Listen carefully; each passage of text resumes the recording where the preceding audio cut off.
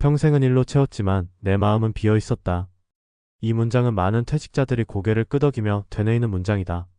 살아온 날들을 되짚어보면 그 속에는 수많은 회의, 야근, 성과평가, 계약 체결, 보고서 제출이 있었다. 가족 생계를 책임져야 한다는 무게, 남들과 비교당하는 자리에서 지켜야 했던 체면, 그리고 언제 잘릴지 모르는 불안 속에서 버텨온 나날들. 그렇게 바삐 움직이며 사는 데에는 성공했을지 몰라도 나로서 존재한 시간은 거의 없었다.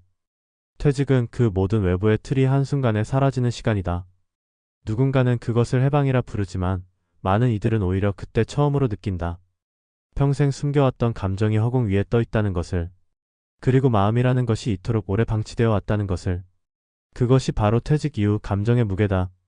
돈도 아니고 건강도 아니고 단지 내 마음 하나 돌보지 못한 채 살아온 시간이 가장 뼈아프게 다가오는 것이다. 첫 번째 사례는 정년 퇴직한 68세의 김동환 씨다. 35년간 대기업에서 영업직으로 일했던 그는 차타공인 일벌레였다. 승진에는 관심이 없었고 오직 실적만이 그의 삶의 기준이었다. 일찍이 어머니를 잃고 가장이 되었던 그는 가족을 위해 감정을 버렸다. 감정은 사치라고 생각했어요. 내가 흔들리면 식구들이 무너지니까. 그렇게 버텨낸 시간 끝에 정년을 맞이했지만 그는 퇴직 이후 아무 감정도 느껴지지 않는 자신을 발견했다. 행복하지도 슬프지도 않았어요. 허무했죠. 집에서 아내와 눈을 마주치는 일도 어색했고 손주가 웃는 모습도 그저 스쳐 지나가듯 봤어요. 내가 사람인지 기계였는지 헷갈릴 정도였죠. 김 씨는 상담센터를 찾아가 처음으로 자신의 감정을 이야기했다. 처음에는 말이 나오지 않았다. 하지만 눈물은 흘렀다. 그날 이후 그는 일주일에 한 번씩 감정 일기를 쓴다. 그는 말한다. 이제야 사람이 된 것 같아요. 너무 늦었지만 그래도 다행이에요. 두 번째 사례는 교직에 몸담았던 62세 여성 최명숙 씨의 이야기다. 중학교 국어교사로서 학생들에게는 따뜻하고 인자한 선생님으로 기억되지만 정작 그녀의 마음속은 늘 긴장과 두려움으로 가득했다. 교권의 약화, 행정 업무의 과중, 끊임없는 민원 속에서 그녀는 자신의 감정을 눌러야 했다. 학생 앞에서는 늘 미소 지었지만 사실 나는 늘 울고 싶었어요. 혼자서 울 수 있는 시간조차 없었죠. 정년을 앞두고 퇴직한 그녀는 처음으로 자신의 삶을 되돌아보는 시간을 가졌다. 하지만 그 순간 찾아온 것은 해방감이 아니라 깊은 우울감이었다. 하루 종일 침대에 누워 TV만 틀어놓은 채 멍하니 시간을 보냈다. 병원에서는 우울증 초기 진단을 내렸고 그녀는 자발적으로 미술 치료를 시작했다.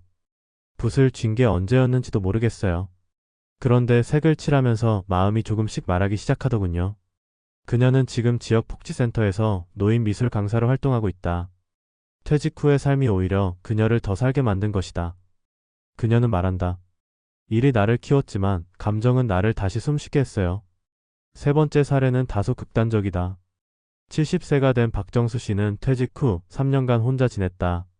툭신으로 살아온 그는 평생 연구직에 몸담았고 감정보다는 논리와 효율이 우선인 삶을 살아왔다. 학문적 성취는 있었지만 개인적인 관계는 항상 서툴렀다. 퇴직 후 누구와도 연락을 하지 않고 지낸 그는 어느 날 거울을 보며 이상함을 느꼈다고 한다. 내 얼굴이 아닌 것 같았어요.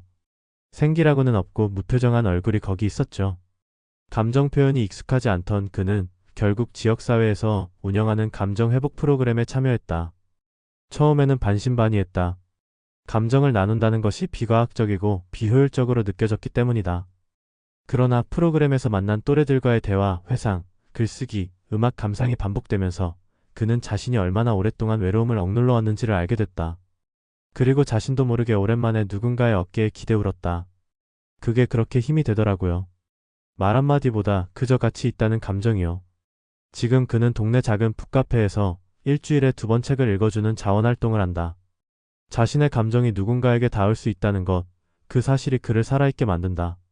이 세 사람의 이야기는 각기 다른 배경과 삶을 살았지만 하나의 공통점을 갖는다. 바로 감정을 외면한 채 살아왔고 퇴직 후에야 그 감정과 마주했다는 점이다. 우리는 종종 감정을 나약함으로 여긴다. 울지 않고 버티는 사람을 강하다고 여긴다. 그러나 퇴직 이후에는 그런 버팀의 이유가 사라진다. 삶의 무대가 바뀌고 주연이 사라졌을 때 남는 건 나 자신뿐인데 정작 나라는 존재가 어떤 감정을 가진 사람인지조차 모르게 된다는 것이 얼마나 두려운 일인가. 감정은 단지 순간의 느낌이 아니라 살아있음을 증명하는 가장 인간적인 신호다. 일을 멈추고 나서야 그것의 존재를 깨닫는다면 우리의 삶은 너무나 긴 시간 동안 소외되어 있었던 것이다. 퇴직 후 삶을 준비하는 데 있어 돈이나 건강 못지않게 중요한 것이 감정 회복이다. 퇴직 후 겪는 허탈감, 외로움, 존재감 상실은 단순한 기분 문제가 아니라 삶의 방향을 흔드는 근본적 질문과 맞닿아 있다. 나는 누구였는가? 나는 무엇을 원했는가? 나는 무엇을 느끼며 살아왔는가? 이런 질문에 답할 수 있을 때 비로소 퇴직 후의 삶은 다시금 나의 삶이 된다. 감정을 돌보는 일은 특별한 심리 프로그램이나 치료만을 의미하지 않는다. 나를 솔직히 들여다보는 시간, 누군가에게 내 마음을 이야기해보는 용기, 그리고 감정이라는 낯선 친구와 다시 인사하는 일이면 충분하다. 그것이 눈물이든 웃음이든 혹은 그저 말없는 공감이든 우리는 감정을 통해 다시 사람다워지고 다시 살아가게 된다. 평생을 일로 채운 우리가 이제는 마음을 채워야 할 때다. 너무 늦기 전에. 감정은 늘 우리 곁에 있었지만 우리는 그 존재를 인식하지 못한 채 살아왔다. 직장 생활은 감정보다 기능을 우선시하는 공간이다. 하루 종일 보고서를 쓰고 회의를 하며 숫자와 마주하는 시간 속에서 감정은 효율이라는 이름으로 뒷자리에 밀려났다. 조직 안에서 감정은 개인의 사사로운 취급을 받았고 일터에서 감정을 드러내는 것은 때로는 미숙함이나 무능함으로 간주됐다. 그렇게 수십 년을 살아오다 보면 감정은 점점 말라간다. 감정을 숨기고 억누르며 살아남는 것이 성숙함처럼 받아들여졌고 어느 순간 우리는 스스로를 돌보는 법을 잊었다. 퇴직은 이러한 감정의 경직 상태를 여실히 드러내는 계기가 된다. 더 이상 회사라는 외피가 나를 감싸주지 않기에, 더 이상 일이라는 구조가 나를 정의해주지 않기에 감정은 이제 마주하지 않으면 안 되는 문제로 떠오른다. 그러나 많은 이들이 이 지점에서 길을 잃는다. 무엇을 느껴야 할지, 어떻게 느껴야 할지조차 알 수 없는 낯선 상태. 그것은 감정의 부재가 아니라 감정 사용법의 상실에 가깝다. 전문가들은 퇴직 이후 겪는 무기력감과 허무감의 본질은 정체성 상실과 함께 감정적 단절에 있다고 말한다. 감정은 인간관계를 통해 피어나고 표현을 통해 유지된다. 그런데 오랜 세월 업무에 치여 살았던 이들은 감정을 교류하고 표현하는 방식 자체를 경험하지 못한 경우가 많다. 친구와 깊은 이야기를 나누는 시간, 누군가와 감정을 공유하며 웃고 울 수 있는 환경은 주어지지 않았다. 퇴직 후 고립된 삶 속에서 그들은 고요한 침묵에 갇히게 되고 내면에서는 불안과 공허가 조금씩 스며들기 시작한다. 문제는 이 감정이 때로는 신체화되어 드러난다는 점이다. 우울이나 불안이 위장장애, 두통, 만성피로 등으로 이어지며 건강에 이상이 없다는 진단에도 불구하고 삶의 의욕이 사라지는 현상이 자주 목격된다. 따라서 퇴직 이후 삶의 안정성을 높이기 위해서는 건강관리나 재정계획뿐만 아니라 정서 회복이 반드시 병행되어야 한다. 감정 회복은 단지 심리치료나 상담에만 국한되지 않는다. 일상 속에서 자신을 진심으로 대하는 시간을 확보하는 것, 그 자체가 회복의 출발점이다. 전문가들이 가장 먼저 권하는 방법은 기록이다. 감정일기는 지금 느끼는 감정을 단어로 표현하는 훈련이다. 슬픔, 외로움, 서운함, 두려움 같은 감정들을 글로 써보는 것만으로도 마음속 깊은 곳에 억눌려 있던 감정이 흘러나온다.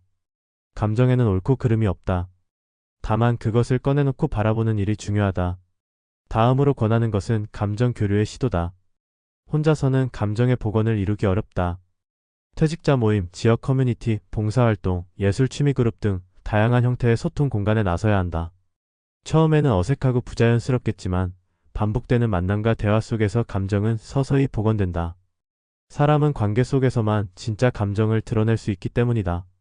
한편 중장년층의 남성들에게는 감정 표현이 특히 더 어려운 과제다. 오랜 사회적 규범은 남성에게 감정을 드러내지 말 것을 요구해왔다. 따라서 이들에게 감정을 이야기하라는 조언은 실질적이지 않을 수 있다. 전문가들은 이 경우 감정을 직접적으로 표현하기보다 간접적 방식의 감정 접근을 권장한다. 예를 들어 음악을 듣거나 사진을 찍거나 자연을 산책하며 느끼는 감각을 단어로 표현해보는 식이다. 이는 감정을 일상 속 감각에서 끌어내는 과정이며 퇴직자의 내면을 부드럽게 열어주는 계기가 된다. 감정 회복은 또한 자존감 회복과 밀접하게 연관된다. 일로 정체성이 형성되어 있던 사람들은 퇴직 후 자기 존재의 가치를 의심하게 된다. 나는 더 이상 필요 없는 사람이 아닌가? 나는 누군가에게 의미 있는 존재일 수 있는가? 이러한 질문은 감정을 더욱 움츠러들게 만들고 무기력을 강화시킨다. 따라서 퇴직 이후에는 단순히 시간 때우기식 활동이 아닌 자신이 의미 있다고 느낄 수 있는 작은 역할이 필요하다. 누군가에게 책을 읽어주는 일, 길고양이에게 밥을 챙겨주는 1. 지역 아이들에게 학습 지도를 하는 일처럼 사회적 기여를 통해 감정이 살아나는 경험은 매우 강력한 정서적 회복의 도구가 된다. 마지막으로 중요한 것은 감정을 받아들이는 태도다. 퇴직 후 우울하거나 외로움을 느끼는 감정을 부정하거나 억제하려 하기보다는 그것이 너무나 자연스럽고 당연한 일이라는 인식이 필요하다. 감정은 약함의 증거가 아니라 삶을 진심으로 마주하고 있다는 증거다. 눈물이 흘렀다면 그것은 회복의 첫 신호이고, 외로움을 느꼈다면 그것은 관계에 대한 갈망이 있다는 뜻이다. 감정을 껴안는 일은 결국 나를 껴안는 일이며 다시 나로서 살아가기 위한 준비다. 평생을 일로 채운 이들이여, 이제는 자신의 마음을 채워야 할 시간이다. 삶이 남긴 가장 중요한 숙제는 어쩌면 감정을 회복하는 일일지도 모른다. 그 숙제를 마주했을 때 비로소 우리는 늦지 않은 삶을 시작할 수 있다. 감정의 무게를 느끼는 지금, 그것이 당신이 여전히 살아있음을 증명하는 가장 명백한 증거이자 선물임을 기억하자.